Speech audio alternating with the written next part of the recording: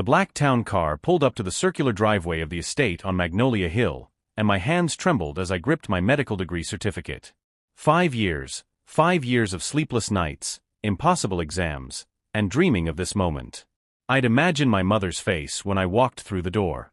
Finally, Dr. Simone Patterson, ready to make her proud. The house looked different. The garden my mother loved had been redone with modern sculptures that felt cold and sharp. The warm cream paint had been replaced with stark gray. Even the doormat was gone, replaced with stones arranged in a pattern that spelled out AV. I rang the doorbell, my heart pounding. A woman I'd never seen before opened the door. She was tall, blonde, dressed in expensive clothes with jewelry that caught the afternoon light. Her smile didn't reach her eyes. "Can I help you?" she asked, looking me up and down. "I'm here to see Nicole Patterson. I'm her daughter, Simone." The woman's smile widened, but it made my stomach turn. "Oh, you're the daughter. Greg mentioned you might show up eventually." I'm Veronica. Come in, Veronica? I stepped inside confused. "Where's my mother? Where's my father?" "Your father is at the office. As for Nicole, she's working. Let me get her for you." Working? My mother had inherited a successful hotel business from her mother. She didn't need to work unless she wanted to. "What do you mean working?" Veronica walked toward the back of the house and I followed. We passed through the kitchen, which had been completely remodeled. Nothing looked familiar. We went down a hallway barely remembered, past the laundry room to a door I'd never noticed as a child. Veronica knocked. "Nicole, you have a visitor." The door opened and my world shattered. My mother stood in the doorway wearing a gray maid's uniform. Her beautiful face looked tired, older than her 50 years. Her hair, which she'd always worn in elegant styles, was pulled back in a simple bun. She was holding a dust rag. "Simone." Her voice cracked. "Baby, you're home?" I couldn't speak. I couldn't breathe. This had to be a nightmare. Some horrible dream before I woke up and came home for real. "Mom," I finally whispered. "What? What are you wearing?" My mother looked down at her uniform as if seeing it for the first time. "Oh, this is just I live here now. I help around the house." "Live here? This is your house?" "Our house?" Veronica laughed. A sharp sound that cut through the air. "Oh, sweetie. Nobody told you. This is my house now. Has been for almost 5 years. Your mother is very lucky I allow her to stay here and work for her room and board." "Excuse me." I turned to face the stranger. "What are you talking about? Your father and I have been married for 4 years. After your mother's troubles, we thought it was best if she stayed somewhere familiar. We graciously gave her a room in light duties to help her feel useful." I looked back at my mother. "Mom, what is she talking about? What troubles?" My mother's eyes filled with tears. "I got sick, baby. In my head, I couldn't take care of myself. Your father had to take over everything. I'm lucky they let me stay. I don't deserve more than this. You're sick." I reached for her hands. They were rough, covered in small cuts, and dry from cleaning chemicals. My mother's hands, they used to be soft. They used to braid my hair and hold me when I cried. "What kind of sick?" "Mentally incompetent," Veronica said, her voice filled with fake sympathy. "The doctor said she couldn't make decisions for herself anymore. Your father had to take control of all her assets for her own protection. When we married, everything naturally transferred to our joint ownership, and then I took sole ownership to simplify things. Your father and I agreed it was cleanest that way. You took her business, her inheritance." "The hotels were sold," Veronica said, examining her nails to my brother. "Actually, you gave us a fair price. The money went into proper investments. Your mother gets everything she needs, don't you, Nicole?" My mother nodded, looking at the floor. "I have a room and food. It's more than I deserve after everything I put everyone through." I felt rage building in my chest, hot and fierce. "Where's my father?" As I said, he's at the office. He owns a consulting firm now. Doing very well. You can reach him there if you'd like. Veronica handed me a business card. "Though I should warn you, he's very busy these days. You probably should have called ahead instead of just showing up." "Called ahead? This is my mother's house. Was Veronica corrected? It was. Now, if you'll excuse me, I have a tennis lesson. Nicole, the guest bathroom needs attention before my book club arrives at 4 o'clock. She walked away, leaving me standing in the hallway with my mother, who looked at me with eyes that seemed both present and a million miles away. Mom, come with me right now. We're leaving. I can't, baby. I have work to do. If I don't finish my chores, I lose my room. Your room? Mom, listen to me. Something is very wrong here. You're not sick. You own hotels. You had money. This doesn't make sense. Your father explained it all to the doctors. I signed papers. I don't remember much from that time, but the doctor said I wasn't well. He had to protect me from myself. She touched my face gently. But look at you. My baby is a doctor now. I'm so proud of you, Simone. So proud. Mom, please come with me to my hotel. Let's talk about this. I can't leave. This is where I belong now. I understand my place.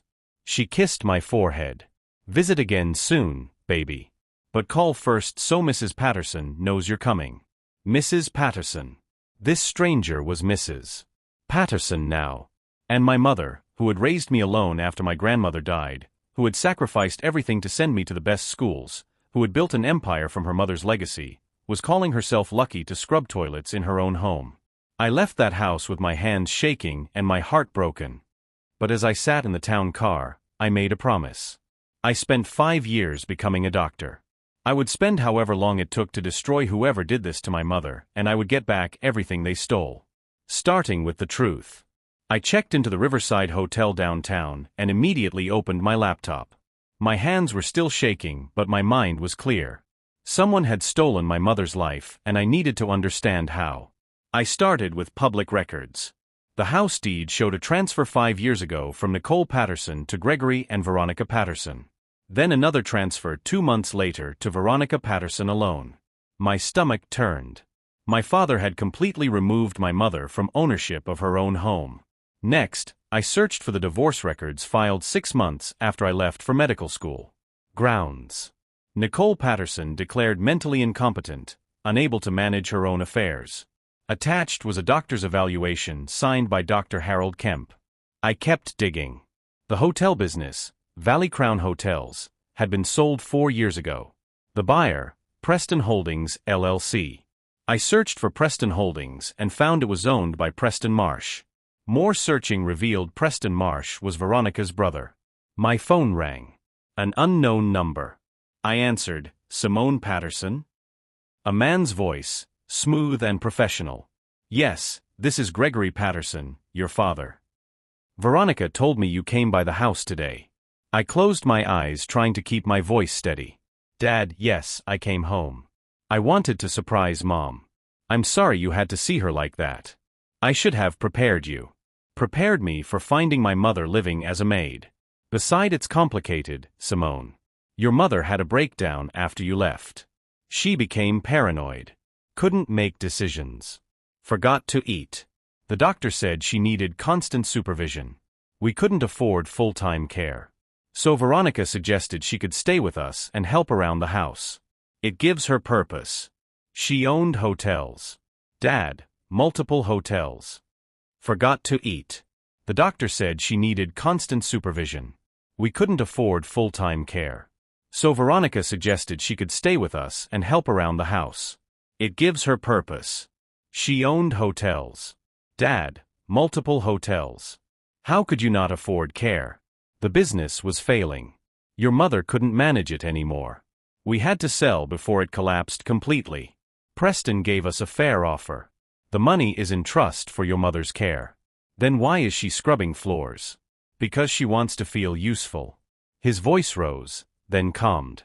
Look, I know this is hard to understand, but your mother is not the woman you remember. She's diminished. This arrangement works for everyone. I want to see the medical records. Silence. Then those are private. I'm a doctor now, Dad. I can understand medical records. If Mom is truly incompetent, show me the documentation. I don't need to show you anything. I'm her legal guardian. The courts agreed with me. If you want to be part of your mother's life, You'll accept the situation and stop causing trouble." He hung up. I sat there staring at my phone. My father, who used to take me to father-daughter dances, who taught me to ride a bike, had just threatened me. I needed help. I spent the next 3 hours researching attorneys who specialized in elder abuse and financial exploitation. One name kept appearing: Jonathan Pierce. His firm had won several major cases against family members who had defrauded elderly relatives.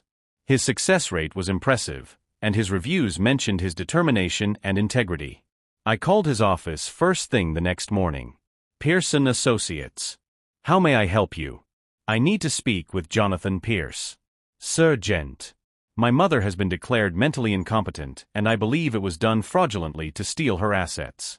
Mr. Pierce is with a client right now, but this sounds serious.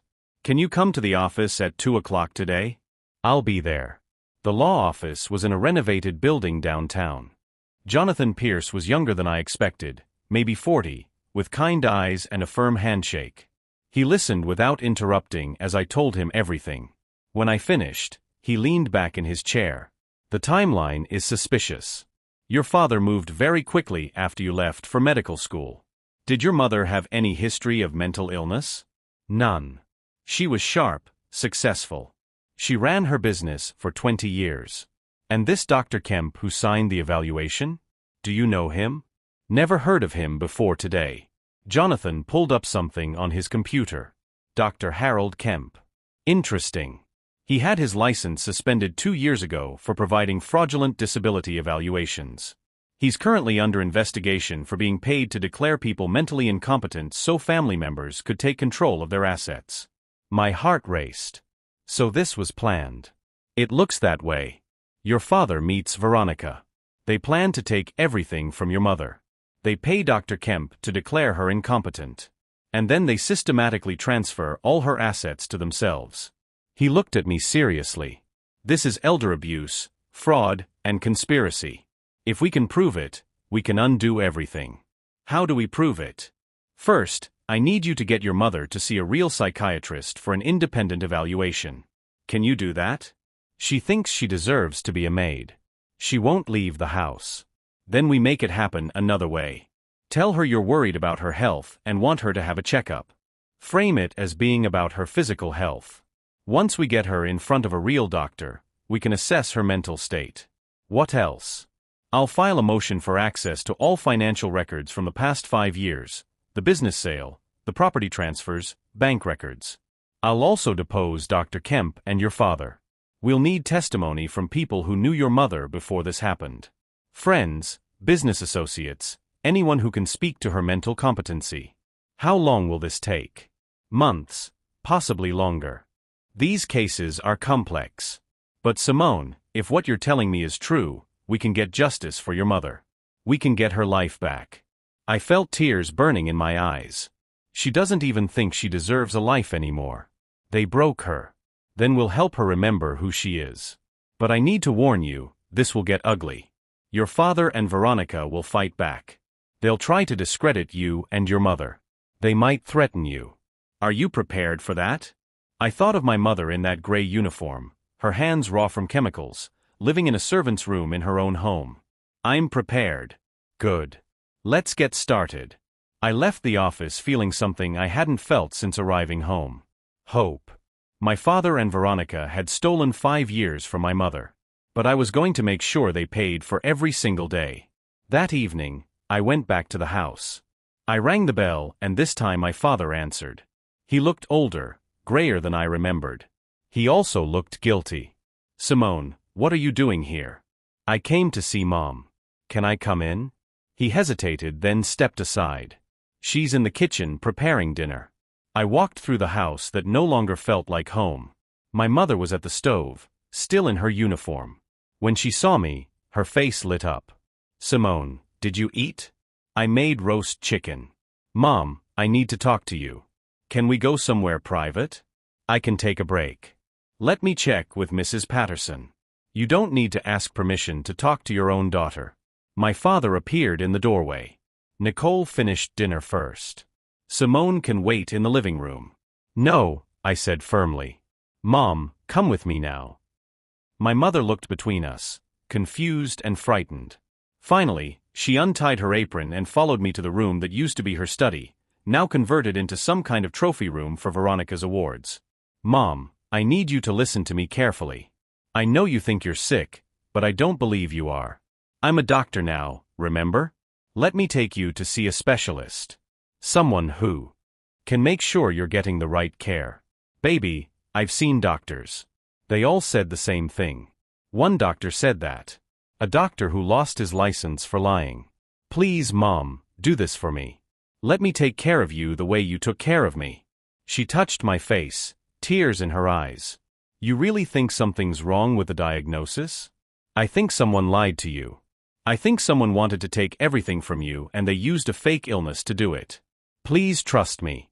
She was quiet for a long moment. Then she nodded. Okay, I'll see your doctor. But if they say the same thing, you have to stop this. You have to let me stay here where I'm safe. Deal. But Mom, when the doctor tells you the truth, you have to believe them. Can you promise me that? I promise. As I left that night, I saw Veronica watching from an upstairs window. She looked angry. Good. She should be scared because I wasn't the little girl who left for medical school 5 years ago. I was Dr. Simone Patterson and I was coming for everything they stole. Dr. Rebecca Santos specialized in geriatric psychiatry and had worked with Jonathan before on elder abuse cases. She agreed to evaluate my mother under the guise of a general health screening. I picked my mother up early the next morning. Veronica stood in the doorway, arms crossed. Where are you taking her? To a doctor's appointment. For her health. She has a doctor. She has a hack who lost his license. Now she has a real one. My mother climbed into my car looking nervous. As we drove away, she kept glancing back at the house. It's okay, Mom. We're just going to make sure you're healthy. What if Mrs. Patterson gets angry? Stop calling her that. Her name is Veronica, and she has no right to be angry about you seeing a doctor. Dr. Santos's office was warm and welcoming. She spent 3 hours with my mother doing cognitive tests, talking about her history, asking about her daily life. I waited outside pacing. When they finally came out, my mother looked exhausted but less anxious than before. Simone, can you join us? Dr. Santos asked. In her office, Dr. Santos pulled up her notes. Mrs. Patterson, I'm going to be very direct with you. There is nothing wrong with your mental capacity. You show no signs of dementia, psychosis, or any condition that would make you unable to care for yourself or make decisions. My mother stared at her, but Dr. Kemp said I was incompetent. Dr. Kemp was wrong. Or more likely, he was paid to write a false diagnosis. You've been over-medicated with antipsychotics and sedatives that you don't need. These medications are making you confused and compliant, but you're not mentally ill. But I signed papers. I agreed to everything. You were drugged and manipulated. None of what happened to you was your fault. Dr. Santos leaned forward. Mrs. Patterson, I believe you are a victim of financial elder abuse. People you trusted took advantage of you and stole your assets. My mother started crying. My mother's hotels. She worked so hard to build that business. She made me promise to protect it, to grow it, to pass it to Simone someday. We're going to get it back, Mom, I said, holding her hand. All of it. Dr. Santos provided us with detailed documentation of her findings. Jonathan filed an emergency motion that afternoon, requesting the court to invalidate my mother's incompetency ruling and freeze all assets until a full investigation could be completed. While we waited for the hearing, I started digging deeper into exactly what had been stolen. Valley Crown Hotels had been my grandmother's legacy. She started with one small hotel in the 1970s and built it into a chain of 5 boutique hotels across the state. When she died, she left everything to my mother, who ran the business successfully for 2 decades. I found old financial records in a storage unit my mother had rented before everything fell apart. The hotels were profitable, bringing in steady income. The real estate alone was worth over $8 million. The business value was even higher. Then I found the sale documents. Preston Holdings LLC had purchased Valley Crown Hotels for $2 million. $2 million for a business worth at least $12 million. I called Jonathan immediately. They didn't just steal it. They sold it for a fraction of its value to Veronica's brother. This is classic fraud. They declare your mother incompetent, so she can't object. Then they sell her business to a family member for pennies on the dollar. I could hear the anger in his voice. I'm adding theft by conversion and fraudulent transfer to the charges. Can we get the hotels back? If the sale was fraudulent, we can void it.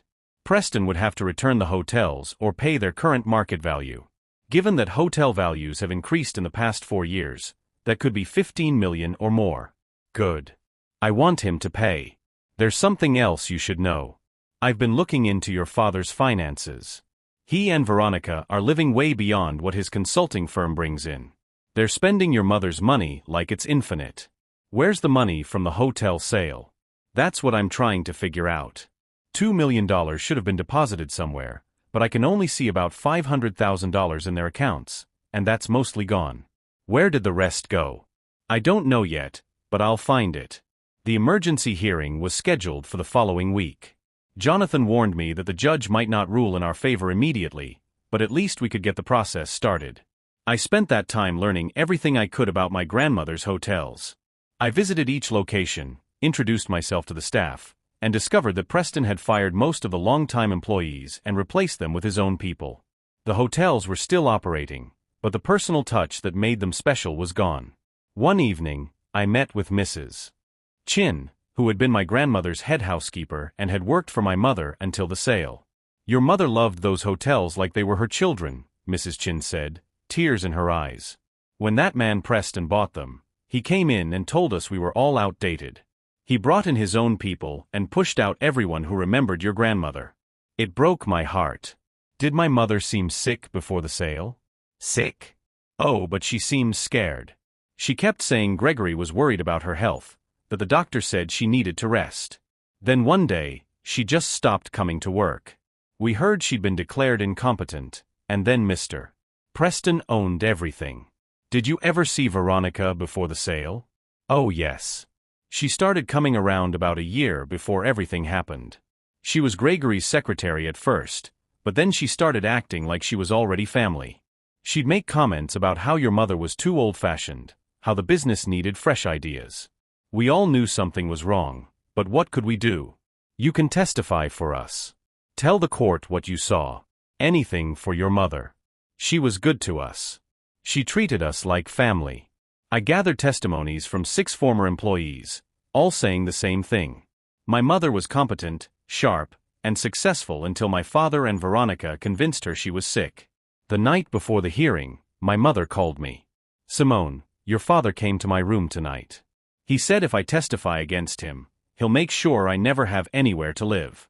He said I'll end up on the street, my hands clenched into fists. Mom, he's lying. He's scared because he knows we're going to win. You're going to be fine. I promise. What if we lose? What if the judge doesn't believe us? Then we appeal and we keep fighting until someone listens. But we're not going to lose. The truth is on our side. I'm so tired, baby. Part of me wants to just accept that this is my life now. Don't say that. You taught me to fight for what's right. You worked so hard to give me opportunities. Now, let me fight for you. She was quiet, then said, your grandmother would be so proud of you. I'm proud of you. We're going to get her hotels back, Mom. I promise. The next day, we walked into the courthouse together. My mother was wearing clothes I'd bought her, not that gray uniform. She stood taller than she had in days. Veronica and my father were already there with their lawyer, a slick man in an expensive suit. When Veronica saw us, she smirked. This is a waste of everyone's time, she said loudly. Nicole is clearly unwell. Look at her, dragging her daughter into her delusions. My mother grabbed my hand. I squeezed back. Let them talk, I whispered.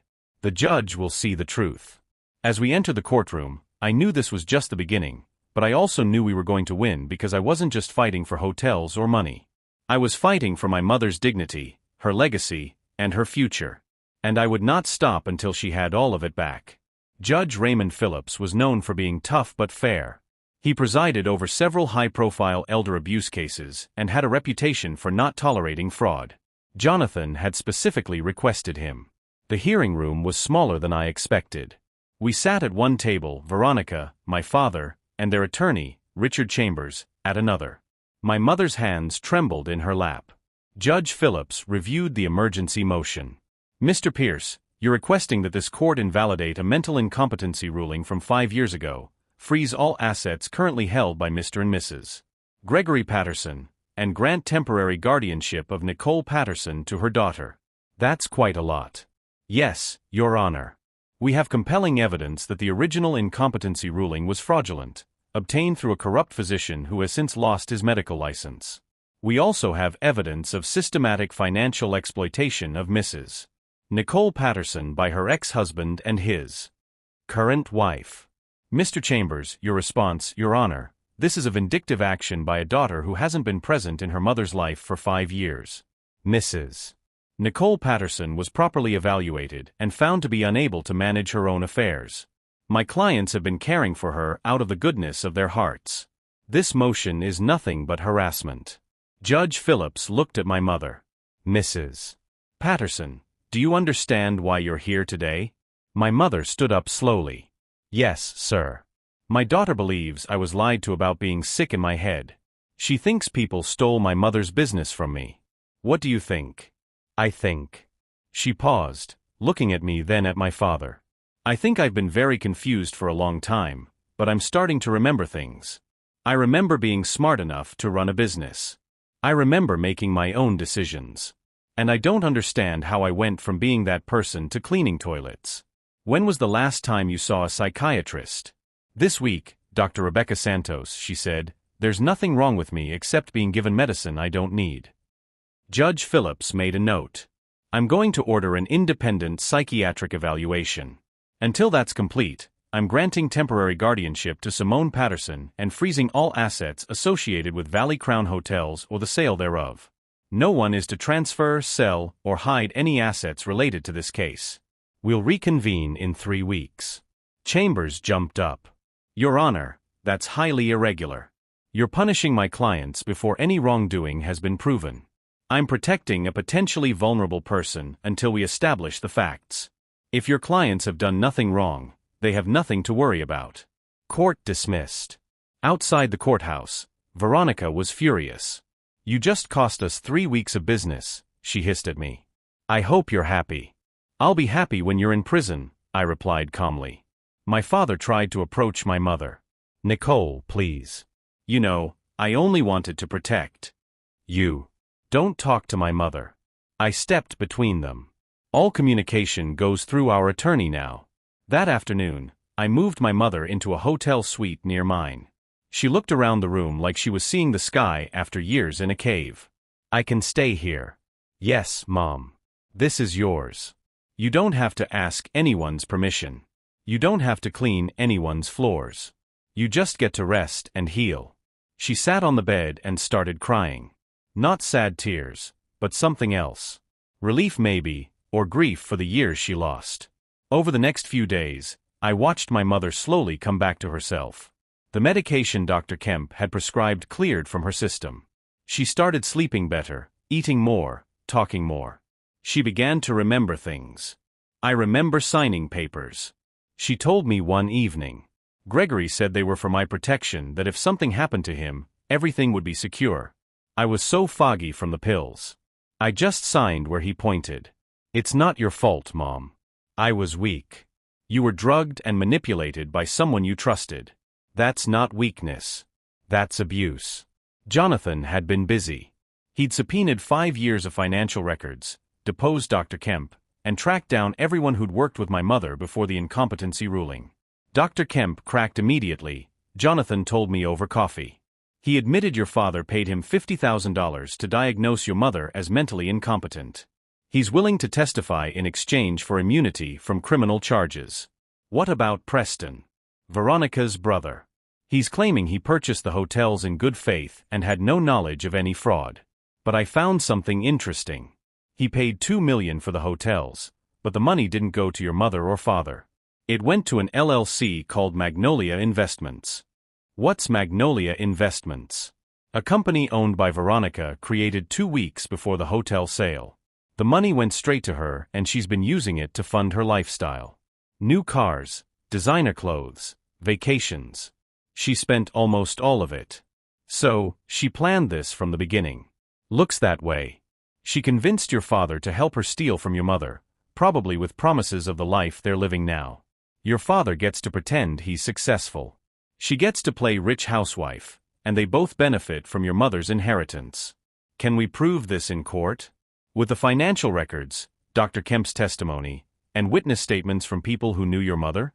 Absolutely. But there's something else. You pulled out another document. I found the trust your father told you about. The one supposedly protecting your mother's money. It doesn't exist. I guessed. Worse, it exists, but it's empty. Your father created it, transferred nothing into it, and uses it as proof that he's managing your mother's assets responsibly. It's another layer of fraud. I felt sick. He thought of everything, almost everything. He didn't count on you coming home and asking questions. Most families don't question these situations. Adult children either don't notice or don't want to get involved. You asking questions started unraveling their whole scheme. The independent psychiatric evaluation confirmed what Dr. Santos had said. My mother had no mental illness and never had. The evaluator, Dr. Howard Chung, was even more direct. Mrs. Patterson was the victim of medical fraud and systematic psychological abuse designed to make her believe she was incompetent. This is one of the clearest cases of exploitation I've seen in 30 years of practice. Armed with this evidence, Jonathan filed a comprehensive lawsuit. Fraud, theft by conversion, elder abuse, conspiracy, and emotional distress. He also notified the district attorney's office about potential criminal charges. Meanwhile, I focused on getting my mother ready to face what was coming. They're going to say terrible things about you in court, I warned her. They'll try to make it seem like you were sick, that you couldn't run your business. But I did run it for 20 years. I know. And we have people ready to testify to that, but you need to be prepared for them to attack you. She was quiet for a moment. Simone, I need to tell you something. When Gregory first started seeing Veronica, I knew. I saw messages on his phone. I confronted him and he said it was nothing, that she was just a friend. I believed him because I wanted to. I didn't want to admit my marriage was falling apart. Mom, people have affairs. That doesn't mean you deserve this. I know, but I was weak then too. I should have left him immediately. Instead, I tried to make it work. And while I was trying to save my marriage, he was planning how to take everything from me. That's not weakness. That's love. You loved him, so you trusted him. He used that love as a weapon. But we're going to make sure he never hurts anyone like this again. I started working at the local hospital, establishing my medical career while managing my mother's case. The other doctors welcomed me and I found satisfaction in helping patients. But every evening I returned to planning strategy with Jonathan. We tracked down my mother's old business associates, her friends, anyone who could speak to her character and competency. The picture that emerged was of a smart, capable woman who had been systematically isolated and destroyed by people she trusted. One friend, Patricia Woodson, cried when she saw my mother. Nicole, we all thought you were sick. Gregory told everyone you needed privacy, that visitors upset you. We wanted to help, but he cut us all off. He isolated her, I explained. It's a classic abuse tactic. Remove the support system so the victim has no one to turn to.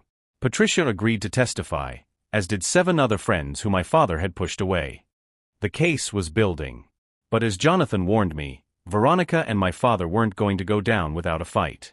The first sign of trouble came when someone broke into my hotel room. Nothing was taken, but my papers were scattered. My laptop left open. A warning. The second sign was a letter delivered to the hotel. No return address typed message. Drop the case or face consequences. I showed it to Jonathan. We need to report this to the police, he said. Will it help? It'll create a record and it shows they're desperate. Innocent people don't threaten witnesses. Good. Let them be desperate. It'll make them sloppy. Simone, you need to be careful. Your mother, too. These people have already proven they're willing to destroy lives to get what they want. I'm not scared of them. Maybe you should be. At least a little. But I wasn't scared. I was angry. And I was going to use that anger to take back everything they stole and make sure they paid for every single day my mother spent believing she was worthless. The trial was set for 6 weeks away. We had 6 weeks to prepare for battle, and I was going to make sure we were ready. 3 weeks before the trial, Veronica hosted a charity gala at my mother's former home. The invitation arrived at my hotel room, forwarded from my old address. You're cordially invited to the 5th annual Magnolia Hill Foundation Gala, hosted by Veronica and Gregory Patterson. Jonathan called me immediately. Tell me you're not thinking about going. I'm absolutely thinking about going, Simone. That's exactly what she wants. She's trying to provoke you. Then let's give her what she wants. You said they're living beyond their means. A charity gala is the perfect place to see exactly how they're spending my mother's money. I'm coming with you. I'm bringing my mother, too. That's a terrible idea. They humiliated her for 5 years. She deserves to walk into that house as a guest, not a maid. The night of the gala, I bought my mother a beautiful dress, deep blue. That brought out her eyes. I had her hair professionally styled. When she looked in the mirror, she barely recognized herself. I look like I used to, she whispered. You look like yourself, I corrected. The woman you've always been. We arrived with Jonathan. The house was transformed, decorated for the party. Guests and expensive clothes filled the rooms. Servers carried champagne. A string quartet played in the corner. Veronica saw us immediately. She was wearing a diamond necklace that probably cost more than most people's cars. Well, the Pattersons decided to grace us with their presence. She air-kissed near my cheeks, her smile venomous. And Nicole, you look so different out of uniform, almost like a real person. Careful, Jonathan said quietly. I'm recording everything. Record away, Veronica laughed. This is my home, my party. I can say what I want. My father appeared looking uncomfortable. He wouldn't meet my mother's eyes. Veronica, maybe we should. Should what, darling? Be nice to the woman who's trying to steal our livelihood. To the daughter who's turned her back on family. Family? I kept my voice level.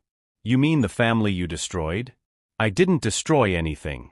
I saved it. Your mother was running that business into the ground. She was spending money on foolish things, making terrible decisions. Someone had to take control before she lost everything. That's a lie, my mother said, her voice stronger than I'd heard it in weeks. I ran that business successfully for 20 years. You think you did, but you were already sick, Nicole. You just didn't know it yet. Preston appeared, a tall man with Veronica's same cold eyes. Is there a problem? No problem, Veronica said sweetly. Just catching up with family. The evening continued, and I watched carefully. Veronica introduced donors, talking about the foundation's work helping less fortunate families. She didn't mention that the money came from stealing my mother's inheritance. I noticed something else, too. Several guests seemed to know my mother, looked at her with confusion and sympathy. Whispered conversations followed us. Isn't that Nicole Patterson? I thought she was sick. She looks fine to me. During dinner, Veronica stood to give a speech. Thank you all for coming tonight. The Magnolia Hill Foundation has been my passion project, helping families in crisis. I know something about families in crisis. My husband's first wife struggled with mental illness, and we've been caring for her ever since. It's taught me so much about compassion and sacrifice. My mother's hand tightened on mine under the table. That's why tonight's cause is so important to me. We're raising money for families dealing with mental health crisis to make sure no one has to face these challenges alone. The irony was stunning. She was using my mother's stolen money to throw a party about compassion while my mother had been cleaning her toilets. When the speech ended, I stood up. I'd like to say something. Veronica's smile froze. This isn't really the time. It's the perfect time. Since you're raising money for mental health awareness, let me share a story. I looked around the room at the confused guests. 5 years ago, a woman was declared mentally incompetent by a doctor who was paid to lie. Her husband used that false diagnosis to divorce her, take all her assets, and force her to work as a maid in her own home. Murmurs spread through the room. That woman is my mother, Nicole Patterson. And the person who did this to her is standing right there. I pointed at Veronica, who had gone pale. You're insane, she hissed. Gregory, do something. The hotels you're all admiring, I continued. They were built by my grandmother and managed successfully by my mother for 2 decades, until they were stolen through fraud and sold for a fraction of their value to Veronica's brother.